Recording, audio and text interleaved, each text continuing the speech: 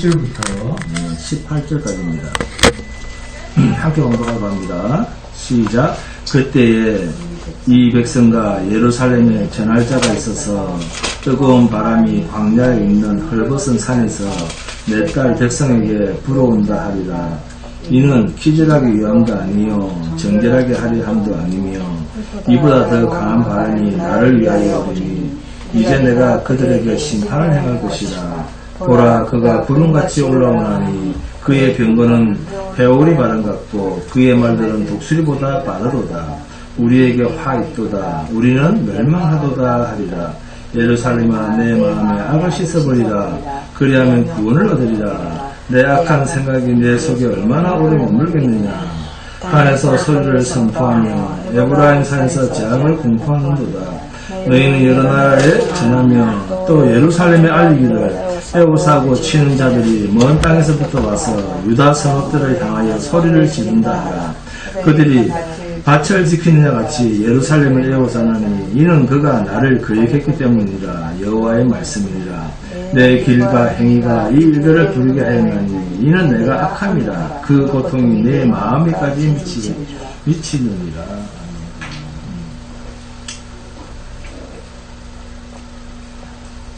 내일이 추석이죠. 네, 추석 잘 보내시기 바랍니다. 네, 성도는 하나님으로부터 더 이상 받을 복이 없도록 꾹꾹 채워서 완전하게 충만히 다 받은 사람들입니다. 아멘. 그럼에도 인간이 정한 새해가 오면 새해 복 많이 받으세요 라고 합니다. 그렇다면 이 말은 결국 하나님이 아니라 세상이 주는 복을 많이 받으세요 그런 말 아닙니까? 주양자매님 그런 말 아닙니까? 그런데 제가 이렇게 말을 하면 하늘에서도 복을 받고 땅에서도 복을 많이 받으라 또 그런 말이라고 합니다.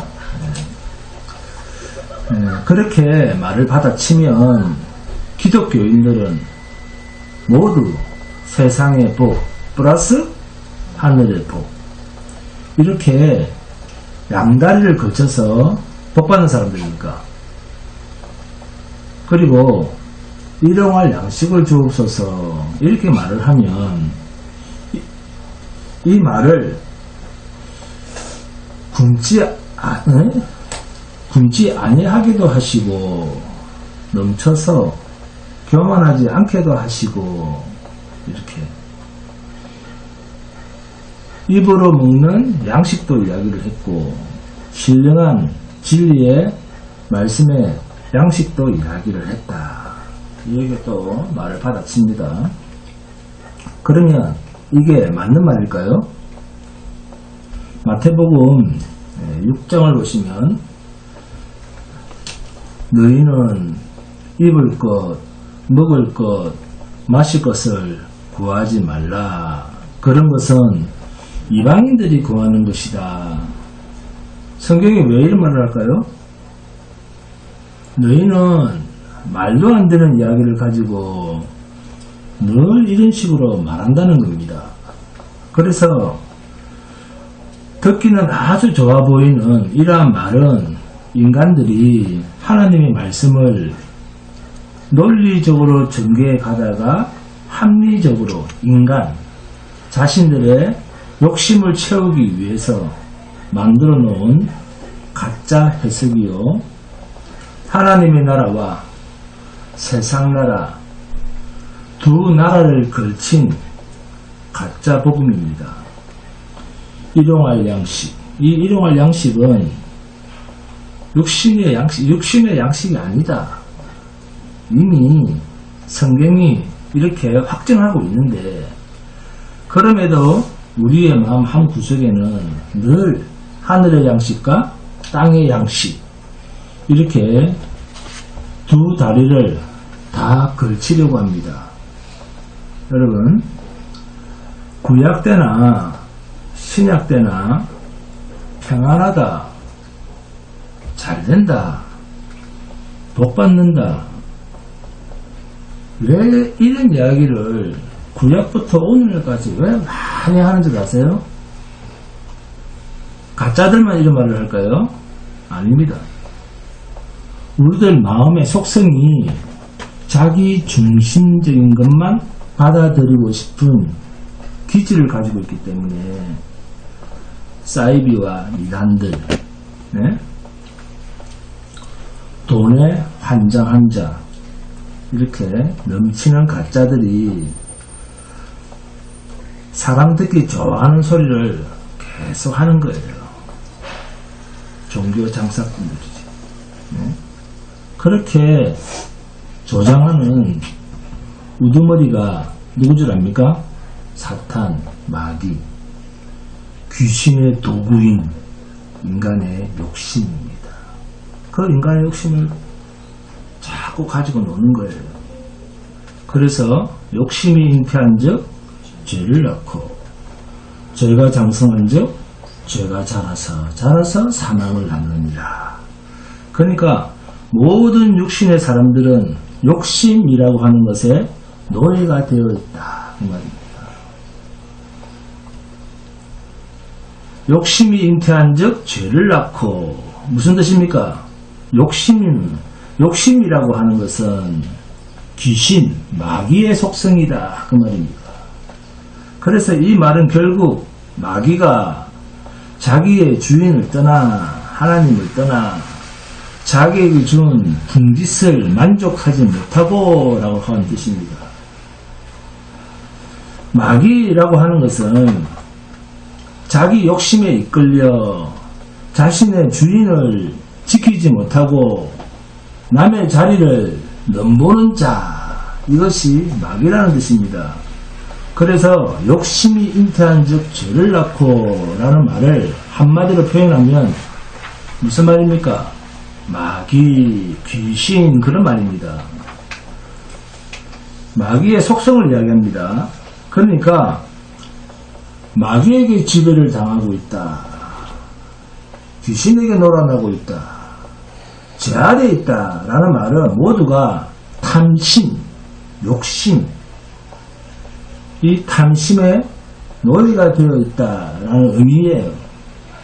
그런데 모든 인간은 이 욕심 쪽으로 다 갑니다. 그 누구도 욕심이 없는 자가 없어요.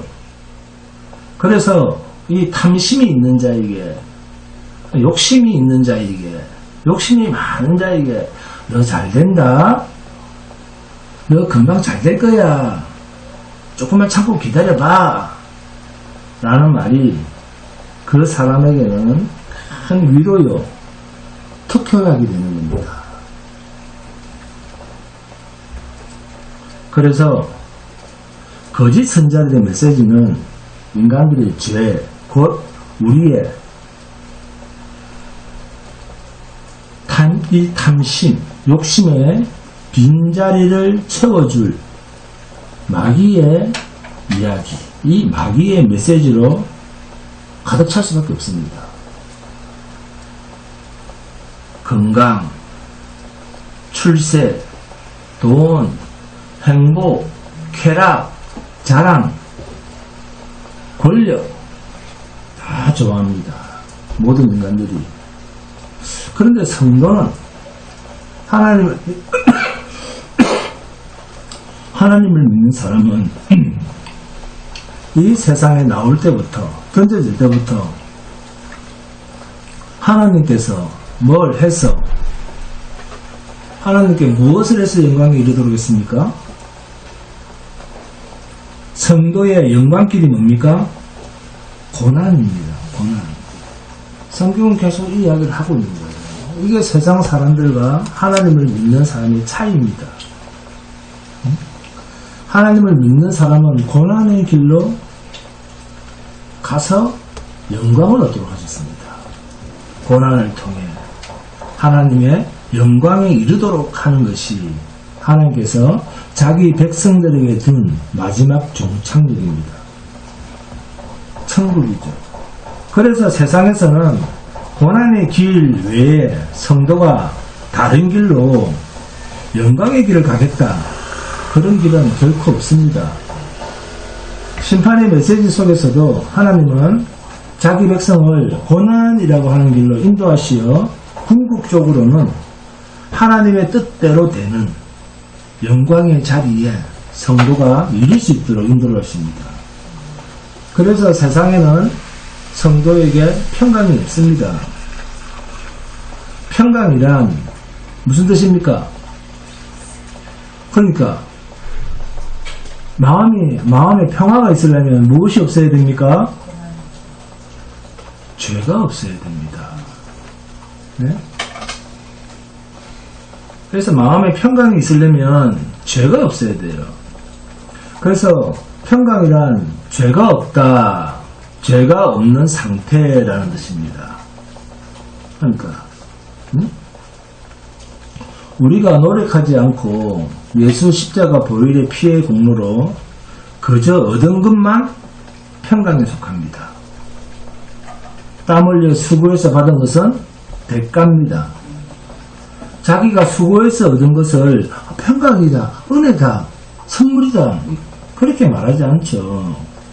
은혜와 평강, 그 중에 평강은 이 세상에 속한 인간 육체에는 없는 것입니다. 인간 육체에는 평강이 없어요. 그래서 늘 병들고 별의별 일이 다 생기는 거예요. 세상은 반드시 수고하고 땀을 흘려야 내가 원하는 무엇을 얻는다. 이것이 세상의 조건입니다. 법칙입니다. 그래서 이런 것을 복이다, 하나님의 선물이다 그렇게 말하지 않습니다. 그런데 이런 것을 하나님의 선물이라고 말하는 사람은 다 사기꾼입니다. 성도라도 마찬가지예요. 세상 것을 얻고 아 좋아 이거 하나님 은혜야 라고 말하는 사람은 사기꾼입니다. 성도도 아니에요.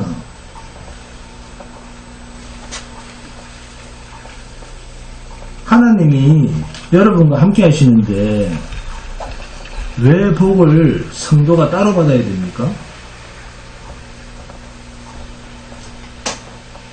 전지전능하신 하나님이 받았는데 그 왜 받을 것이 따로 있어요?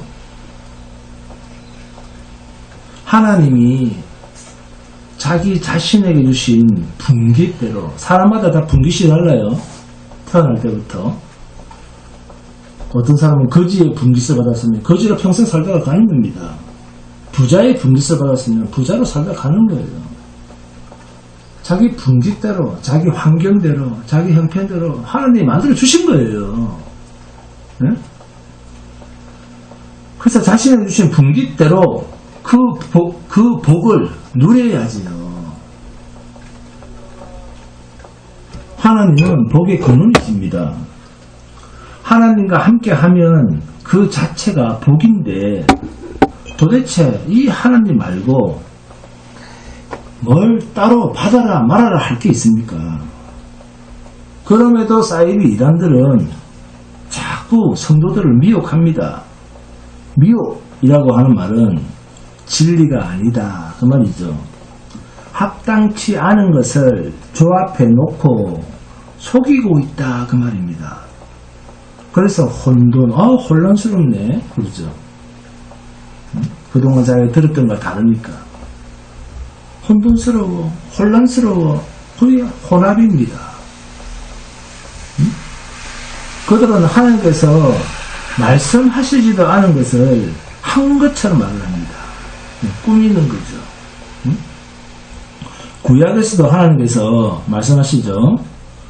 선지자들이 내 이름을 가지고 거짓 증거를 하는데 다 하나님 이름 부른다니까요. 그러나 나는 그들을 보내지도 아니했고 그들에게 명하거나 무엇을 하라고 말하지도 아니했거늘 그들은 거짓 계시와 복술과 허탄한 것과 자기 마음의 속임을 가지고 저 사람이 기분 좋아하는 말이 뭘까? 그래서 막 주제가지고 섞어서 네?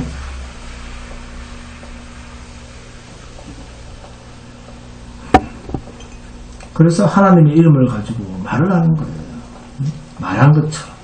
하나님의 말을 한 것처럼. 하나님이 말씀하시지도 않은 것을 하나님이 말한 것처럼 꾸밉니다. 구약에서도 거짓 증거를 하는데 이렇게 하나님께서 말씀하시죠. 선지자들이 내 이름을 가지고 거짓 증거를 하는데 그러나 나는 그들을 보내지도 않았다. 그들은 거짓 계시와 복술과 허탄한 것을 가지고 내 백성에게 말을 한다는 겁니다.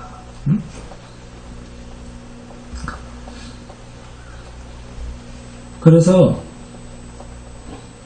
자기 마음도 같은 거죠. 그걸 좋아하니까.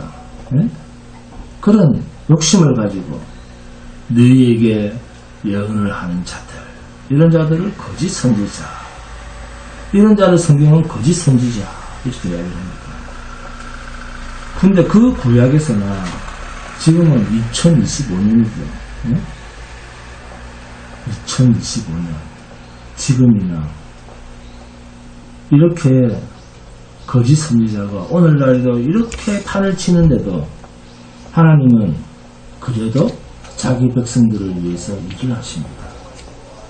그 일하심이 본문 바깥에 하나가 있습니다.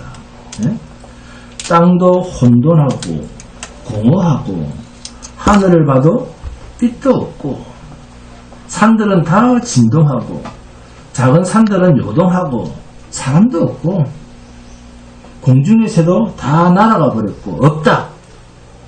황무지가 되었다는 겁니다. 우리 그 중앙교회도 황무지가 되어가고 있어요.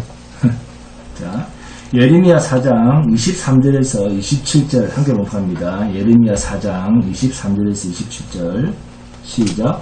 보라, 내가 땅을 본즉 혼돈하고 공허하며 하늘에는 빛이 없으며 내가 산들을 본즉 다 진동하며 작은 산들도 요동하며 내가 본즉 사람이 없으며 공중의 새가 다 날아갔으며 보라, 내가 본즉 좋은 땅이 황무지가 되었으며 그 모든 성읍이 여호와의 앞 그의 맹렬한 진노 앞에 무너졌으니 여호와께서 이와 같이 말씀하시길 이 온 땅이 황폐할 것이나 내가 진멸하지는 아니할 것이며 그래도 내가 진멸하지는 아니할 것이며.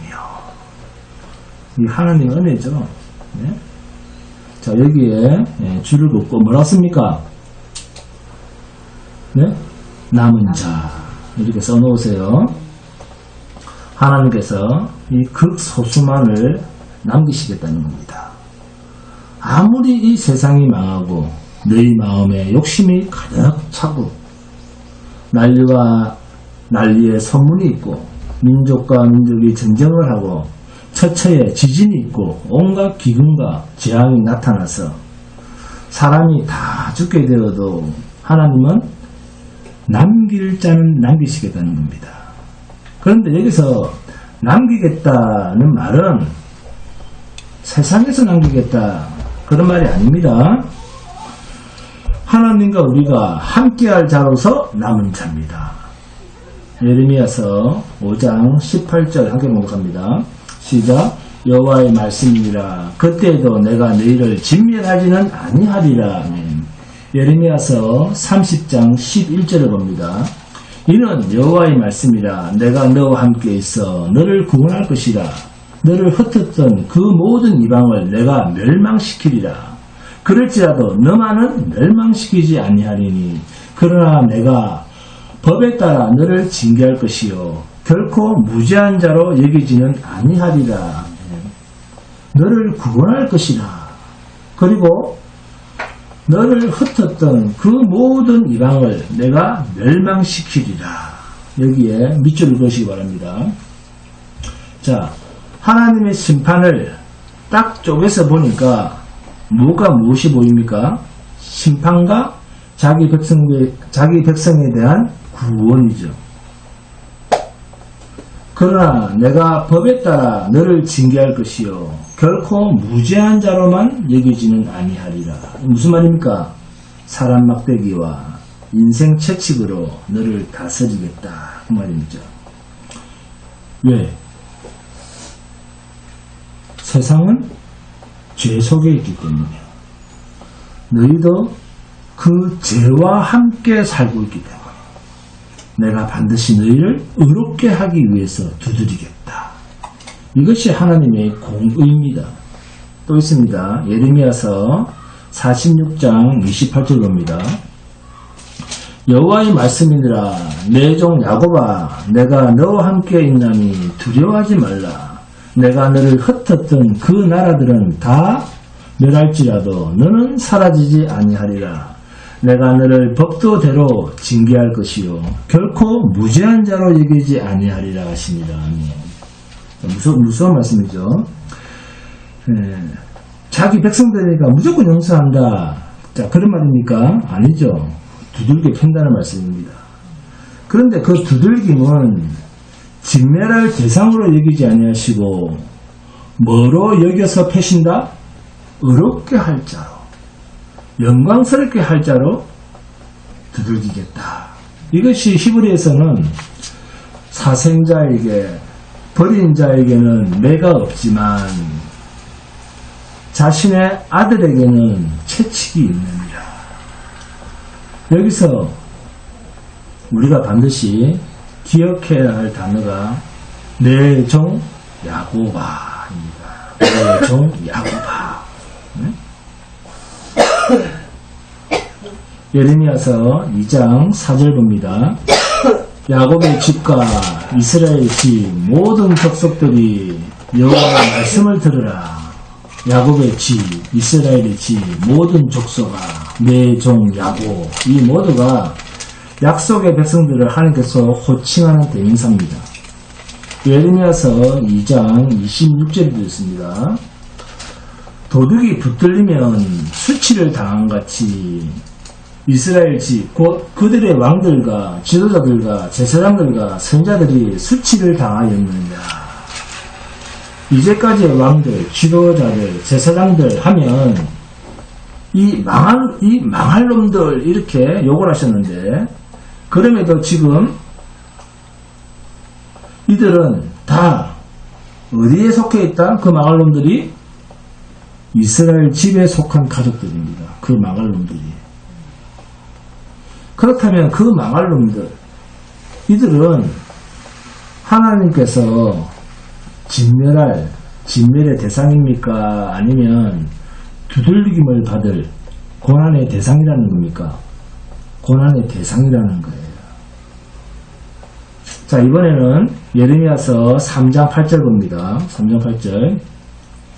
내게 배역한 이스라엘이 간음을 행하였으므로 내가 그를 내쫓고 그에게 이원서까지 주었으되 그의 반역한 자매 유다가 두려워하지 아니하고 자기도 가서 행음함을 내가 보았노라.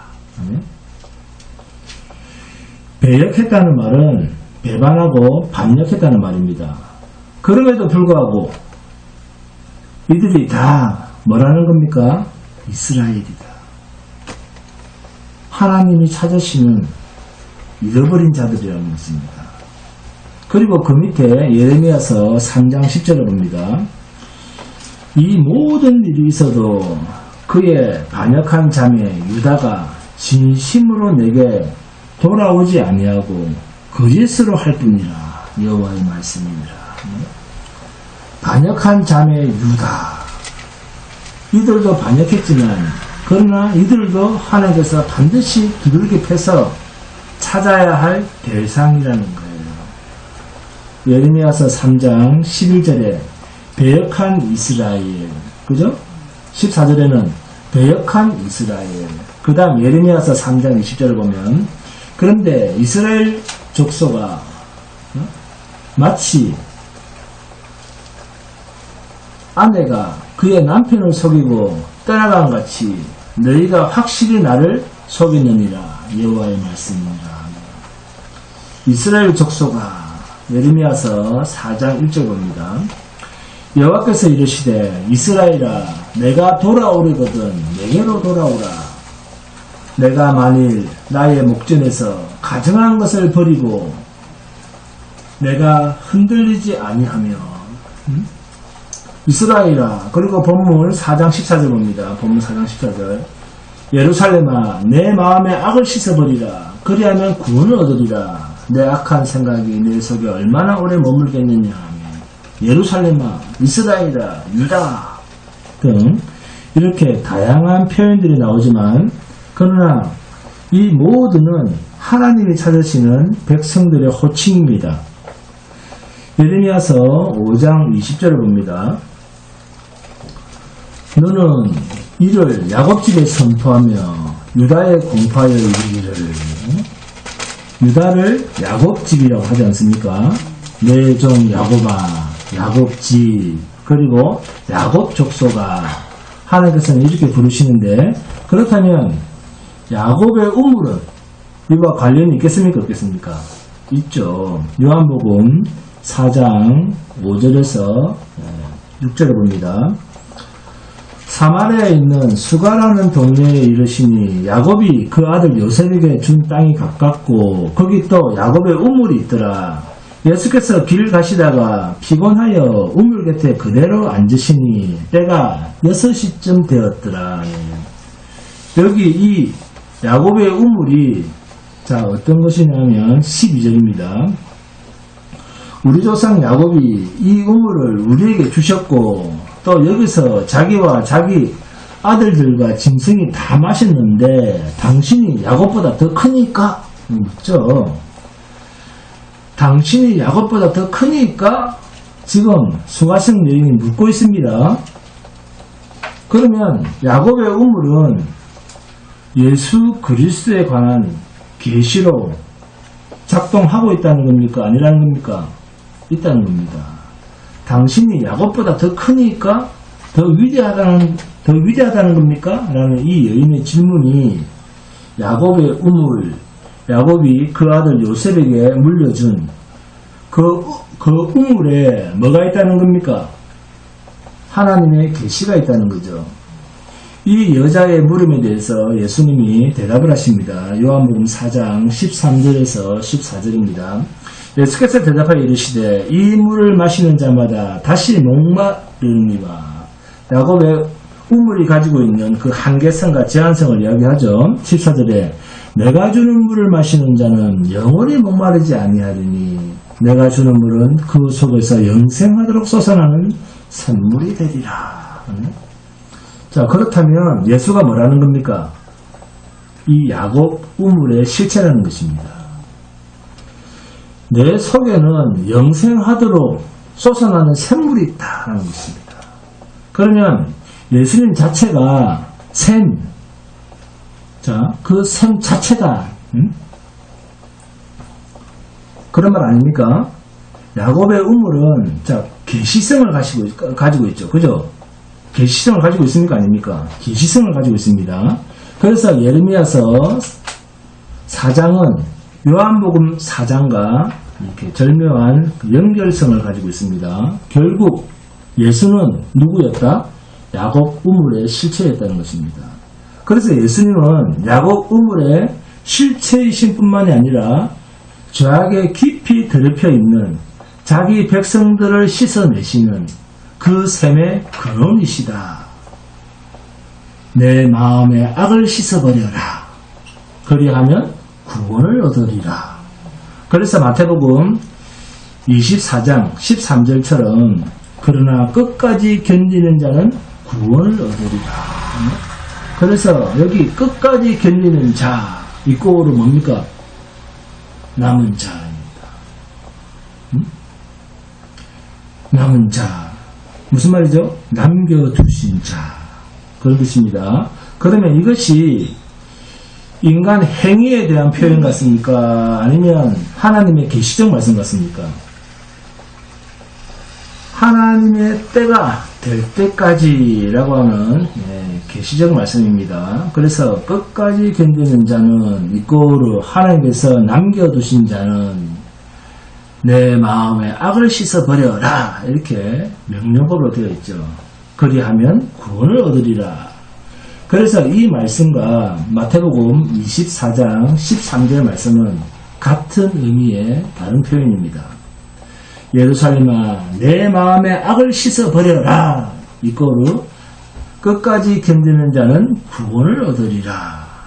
같은 말입니다.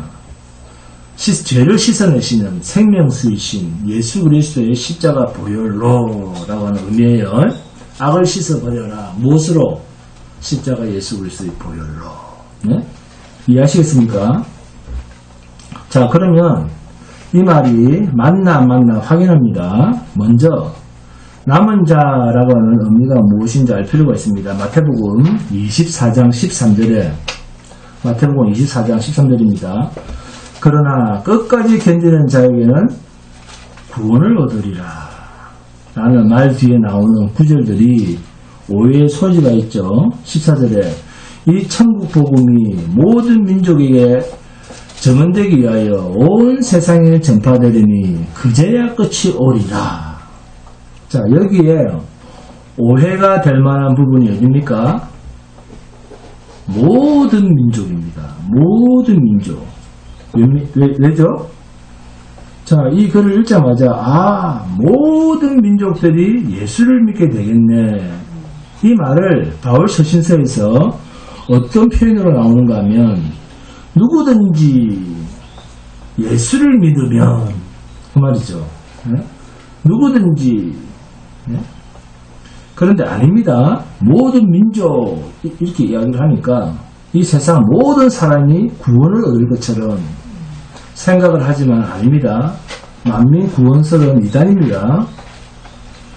천국 복음이 모든 민족에게 전거되기 위하여 온 세상에 전파되리니 뭘 위하여죠? 증거되기 위하여. 네? 이 말이 중요합니다. 증거되기 위하여. 이 말을 명사로 바꾸면 증인입니다. 증인. 천국 복음이 모든 민족에게 증인된 자들로 나타나야 된다. 그 말씀입니다. 네? 그래서 이 마태복음 24장 14절의 말씀은 앞의 말씀들을 다 받아야 됩니다. 네? 증인이 예수 십자가의 복음 안에 들어가 있는 자들이 이 세상에서는 어떤 꼴을 당합니까? 심지어는 부모가 자식을, 자식이 부모를 관원에게 고발하는 그런 일들까지 생긴다. 이게 무슨 말입니까? 고난입니다. 고난. 고난에 대한 이야기예요. 고난을 받는다는 거예요. 고난 이꼬르 증거, 이꼬르 증인이죠. 네? 고난 이꼬르 증거 이꼬르 증인. 이 일이 반드시 있게 된다. 모든 민족에게 하나님 나라의 백성들은 이렇게 고난이라고 하는 것으로 증인된 삶을 온 세상에 나타나지게 된다. 그러나 거짓 선지자는 주님의 말씀과는 반대로 이야기를 합니다. 고난이 없는 것처럼, 죄가 별것 아닌 것처럼, 하나님의 심판이 별거 아닌 것처럼, 신경 안 써도 되는 것처럼, 이 세상이 천국으로 변할 것처럼, 그럼에도 남은 자는 하나님께서 반드시 고난 가운데 이 세상을 완전히 진멸하실 때까지 남겨두시는 고난에 대한 삶의 증인, 예수의 증인들이다. 이것이 남은 자라고 하는 뜻입니다. 이러한 세상이 진멸되는, 자, 요한계시록을 보면 세상이 완전히 불바다가 되는 그 가운데서도 하나님은 자기 백성들을 둘째 사망에만 처하게 하지 아니할 뿐 모든 하나님의 백성들을 고난을 통해 죽음에 이르게 되는 존재로서 우리 모두를 부르십니다. 둘째 사망이 아닌, 둘째 사망이 뭡니까? 영혼이 죽는 것이죠. 영혼이 지옥으로 가는 것. 이게 둘째 사망입니다. 근데 그 둘째 사망이 아닌 죽음 뒤에 있는 백보자 심판대 앞으로 나가서 영원한 나라, 만주의 주가 되신 분과 함께 사는 그 나라에 들어가는 자로서의 남은 자로서 성도를 부르시는 것입니다. 이 세상은 불로 심판을 당할 때까지 성도는 우리의 이 육신이 깨어지기까지 고난의 삶을 살아냄으로써 십자가 예수의 복음을 증거해야 할 자로서 모든 민족 앞에서 온 세상에 나타나 보여져야 할 존재로서 성도는 남은 자입니다. 그래서 남은 자의 삶이란 비참한 것입니다. 이것이 예레미야서에서 70년이라는 이야기로 등장을 하는 거예요. 성도의 삶은 이렇게 비참하다. 70년은 사실 일평생이잖아요. 일평생. 자, 7자는 구약에서 무슨 뜻입니까? 안식이죠. 안식. 안식. 7자는 안식을 뜻합니다. 뭐로부터의 분리입니까? 그렇습니다. 죄로부터의 분리를 위한 7. 이 70년입니다. 그러니까 하나님은 자기 백성들을 이 세상 임금 큰 성 바벨론에 던져서 죄를 없이 하는 기간으로서 그들에게 맡겨둔 시간이 70년입니다. 그래서 죄와 완전히 분리된 안식으로서 그들을 완전히 끄집어내는 고토로 약속의 땅 본향으로 갈 때까지 하나님께서는 그곳 어디입니까? 세상에 우리를 두신다는 이야기입니다. 그러므로 고토를 회복했다 할 때 그 고토의 뜻은 하나님의 나라, 천국, 곧 약속의 땅입니다. 그렇다면 바벨론에 의해서 북이스라엘이 흩어졌고 남유다는 바벨론으로부터 이 바벨론으로 끌려가서 70년간이나 고초를 당했습니다. 그러면 그 고초의 시간들은 다 뭐였다는 겁니까? 그 70년은 죄로부터 영원히 분리되는 시간들이었다. 이거로 회개케 한 시간들이었다고 말입니다. 그 70년이 영원한 안식으로 들어가기 위한 영광에 이르기 위한 기간들이었다. 70년. 이것을 다른 말로 뭐라고 합니까? 고난의 삶, 증인의 삶입니다. 우리가 살아가는 이 삶 자체가 증인의 삶이에요. 네? 이것이 베드로후서에서는 주의 약속은 반드시 이 세상을 불로 심판한다. 그 심판의 날은 부적같이 온다. 하늘은 큰 소리로 떠나가고 우주의 체질은 뜨거운 불로 풀어지고 드러난다. 그럼에도 이러한 일이 아직도 없는 것은 너희가 어떠한 사람이 되어야 마땅하느뇨. 거룩한 행실과 경건함으로 하나님의 날이 임하기를 바라보고 간절히 사모하라. 오직 너희에 대하여 오래 참으사 아무도 멸망치 않고 다 회개하기에 이르기를 원하시느니라. 여기 아무도라는 말이 무슨 말입니까? 남은 자란 말이에요.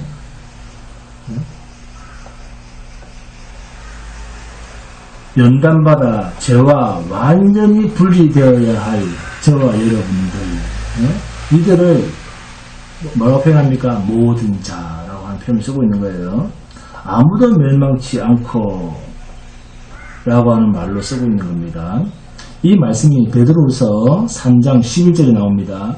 이 모든 것이 이렇게 풀어지리니 너희가 어떠한 사람이 되어야 마땅하냐. 거룩한 행실과 경건함으로. 이것을 문자적으로 해석하면 어떻게 됩니까? 종교적 행위가 나옵니다.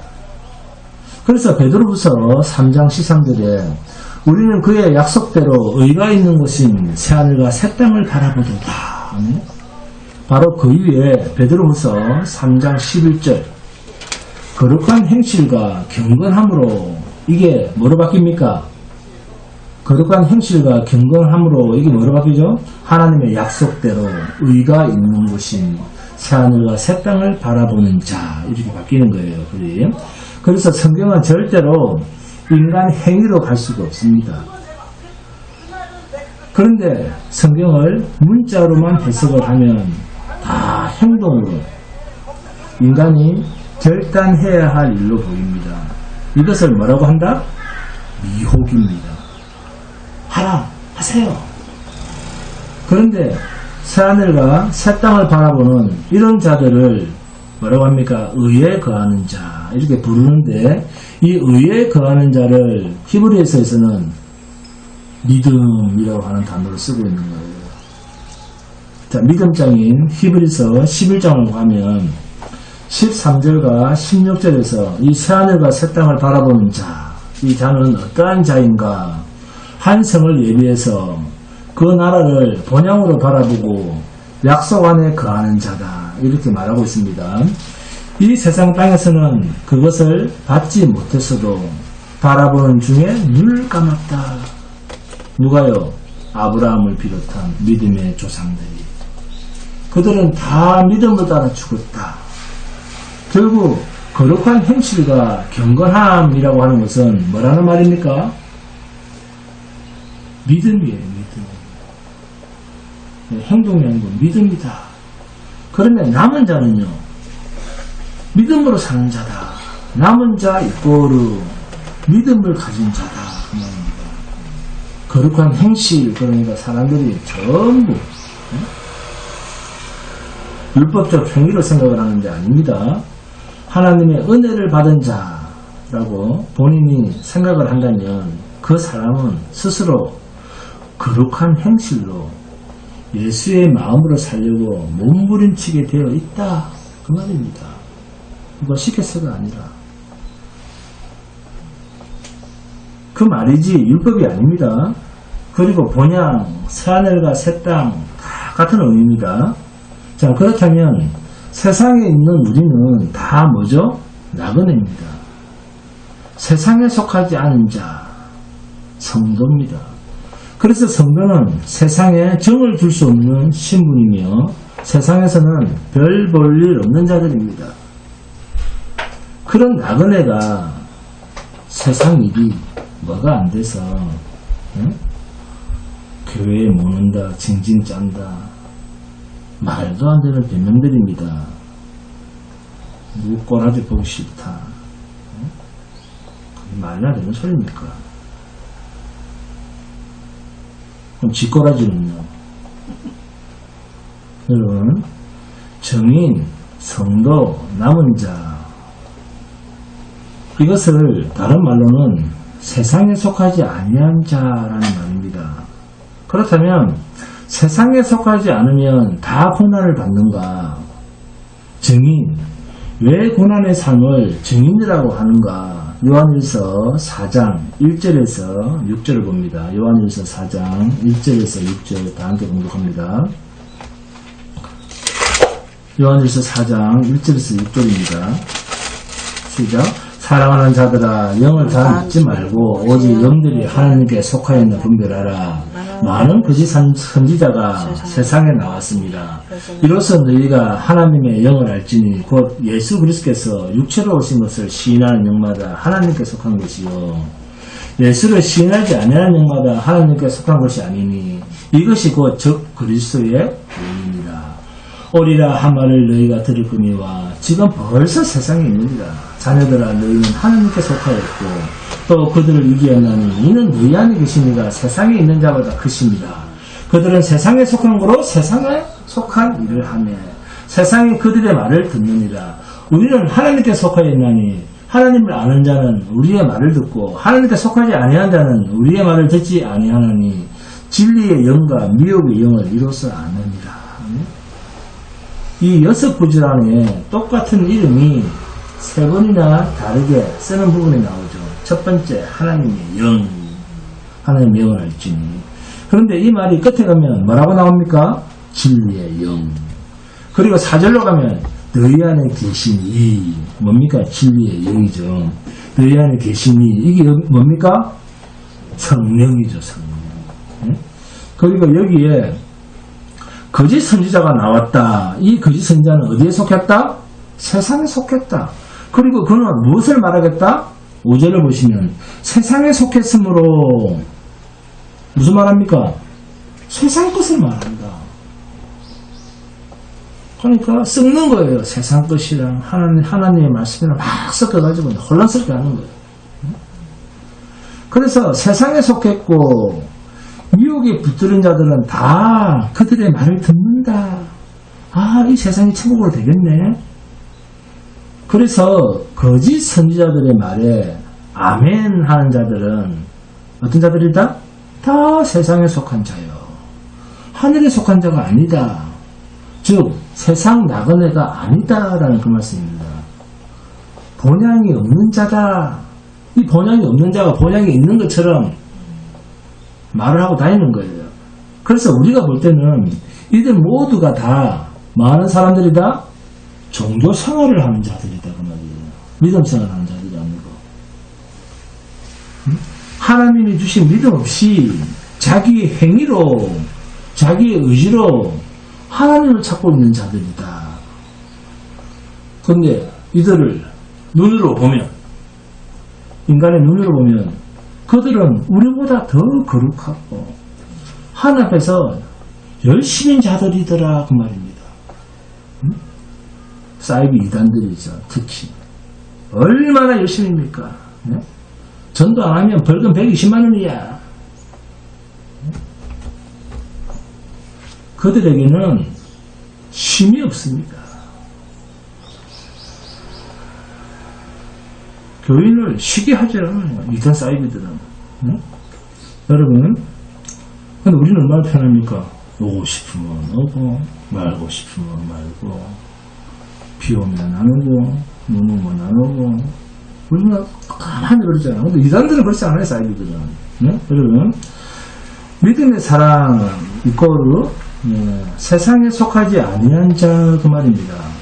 왜? 세상 것이 없기 때문에. 이 세상 것이 없기 때문에 우리는 무엇에 놓여 있는 자다? 고난에 놓여 있는 자다. 응? 고난에 놓여 있는 사람들이다. 응? 요한계시록으로 표현을 하면 666이 없기 때문에 그 말이 우리에게는 성도에게는 666이 없습니다. 그래서 성도에게는 666이 없기 때문에 그 자체로 죽음에 놓여 있을 수밖에 없는 자들입니다. 자, 666이 뭡니까? 세상 임금, 세상 것, 세상에 속한 사람. 응? 사도 요한이 쓰는 이 말들을 따라가 보면 답이 나옵니다. 사도 요한이 이 세상에 속한 모든 것이 666이다. 세상 것이 없으면 생존할 수 없다고 하는 자들은 이미 666으로 도장이 찍힌 자들이다. 그 말이에요. 그래서 성도는 있고 없고와는 아무 상관이 없는 분들입니다. 성도는 내가 경험하는 인생이 아닙니다. 우리는 내 인생을 내가 경험한다고 생각을 하는데 하나님이 성도를 주장하십니다. 하나님이 주장하시고 하나님이 주관하시고 하나님이 마음대로 하시는 신분이 성도요 교회입니다. 우리는 땅에서가 아니라 하늘로부터 잉태되었고 그래서 하나님의 아들들이고 영원히 하나님과 함께 사는 존재들입니다. 그래서 성도가 고난에 놓여있다라는 말은 세상 것을 누릴 수 없고 세상 것을 가질 수 없고 세상에 속할 수도 없는 존재들이다. 그 말입니다. 지금은 세상에 살고 있긴 하는데 세상에는 그러나 자기의 분립도 없고 세상에는 인연도 없고 인연이 없다. 그러다 보니까 성도의 세상살이는 곧 고난이다. 그 말씀입니다. 네가 뭔가 잘못했기 때문에 그렇겠지. 네? 잘못했기 때문에 성도가 세상에서 고난을 당한다. OX X입니다. 성도는 신분 자체가 세상이랑은 전혀 상관이 없기 때문에 세상에 있으면 당한다는 겁니다. 성도는 왜 세상에 당하는가? 십자가의 증인들은 왜 성도라는 그 자체가 고난의 삶인가? 네? 세상에 분깃이 없기 때문에 세상과는 인연이 없는 존재이기 때문에 그렇습니다. 그러면 세상에는 무엇이 있습니까? 이 세상에는 무엇이 있을까요? 곧 육신의 정욕과 안목의 정욕과 이생의 자랑거리들이 세상에는 있습니다. 네? 요한일서 2장 15절에서 17절입니다. 그런데 그러한 기원이 하나님께로부터 온 것이 아니라 세상으로부터 온 것이기 때문에 세상인과 마귀로부터 너에게 주어진 것이기 때문에 뭐다? 666이라는 것입니다. 그게 이 세상과 이 세상에 있는 것들이다. 그리고 세상에 속한 자들, 그들은 666이라고 하는 표를 받았다. 세상 임금 6, 세상에 속했고 세상의 멸망과 함께 영원히 죽임을 당할 자들 6, 그리고 세상 끝 6, 이들이 불심판과 함께 영원히 없어질 자들입니다. 그러나 우리는 어디에 속한 자들입니까? 숫자로 말하면 777입니다. 777. 성도는 777에 속한 자들입니다. 성령, 죄와 상관없는 거룩한 영에 붙들려 있는 자들 7. 죄와 완전히 구별되어 있는 영역에 소속된 자들 7. 성령의 인침을 받은 자들 7. 그래서 777입니다. 그래서 사이비, 이단, 거짓 선자들, 거짓, 적 그리스도 앞에 이 적이라는 말이 뭐라는 말입니까? 무슨 뜻입니까? 적 그리스도 앞에 적, 미혹하는 자들, 비슷한 것들, 비슷한 것은 다른 것입니다. 그런데 우리는 이 비슷한 것을 자꾸 허용하려고 하기 때문에 구분을 못하는 거예요. 그런데 이 거짓 선지자나 적 그리스도가 우리와 함께 있었던 자들이다 라고 요한일서 2장 18절 19절에서 말을 하고 있습니다. 우리와 함께 있었던 자들이다. 그 적 그리스도들이. 자, 그렇다고 우리랑 같이 있었다고 우리도 그들과 같은 소속이었습니까? 하나님께서 그들을 저주에서 쫓아냈습니까? 아닙니다. 저들이 우리와 같이 있었지만 그들은 원래 우리에게 속한 자들이 아니었습니다. 우리의 소속과는 전혀 다른 가라지로서 우리와 함께 있었던 것입니다. 알곡과 가라지가 같이 있었다. 그 말입니다. 처음부터 농부이신 하나님께서 심어놓으신 좋은 씨가 처음부터 아니었습니다. 마귀가 밤에 몰래 좋은 밭에 심어놓은 것입니다. 그러나 좋은 밭에 심어놓아도 가라지면 그들은 생명의 열매를 맺을 수가 없는 가라지였다는 겁니다. 아무리 그들이 잘나게 보여도 승승장구하는 것처럼 보여도 그들은 하나님께서 결코 하나님께서 원하시는 열매가 아니었습니다. 하나님께서 원하시는 열매는 그들에게는 없습니다. 그게 가라지들, 염소라고 하는 것들의 숙명입니다. 오직 성도만이 그 어떤 환경에서도 하나님이 기뻐하시는 생명의 열매를 주렁주렁 맺습니다. 근데 인간의 육체로는 느낄 수가 없어요. 2025년 10월 오늘 5일이죠. 그리고 10월 6일 내일이 추석입니다. 월요일이죠.